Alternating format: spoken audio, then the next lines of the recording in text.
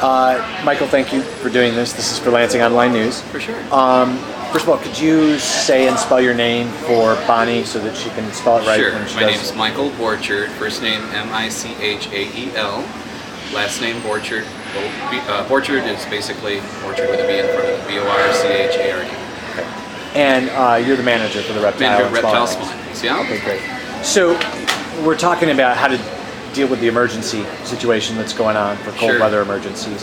And what is your advice for folks who have reptiles and amphibians? Sure. I mean, the first thing we can say now that it's going on, hindsight's always a bummer because you know to prepare for the scenario is definitely a way of making sure you have hot water bottles as a possibility, heat packs for them, like the hand heat warmers that you can get. You can have those activated and use those in situations to keep them warm. If you're able to heat up water, that can be helpful in being able to provide a hot water bottle that you can wrap in a towel and they can snuggle next to, that type of thing.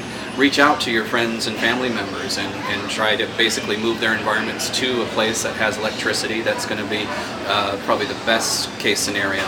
And then in lieu of that, getting them to some place that can either board them or take care of them in this time. Yeah, hot water bottles, heat packs, cardboard can help insulate the enclosure. You can get styrofoam insulation to at least, kind of put up around the enclosure to help keep it warmer. Towels, blankets over to help keep the warmth up, that type of thing.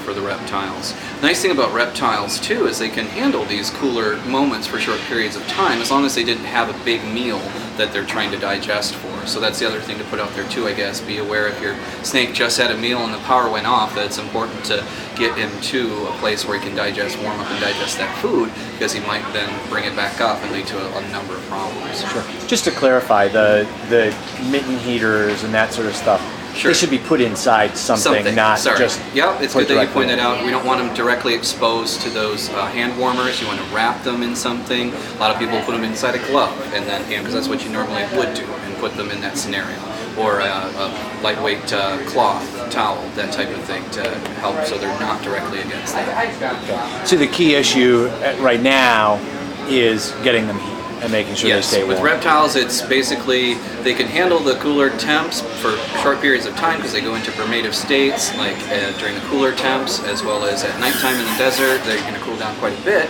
but yeah, they can't handle it long term. So I mean, if it's just a day, most of them can handle that scenario, but past that, I start getting concerned.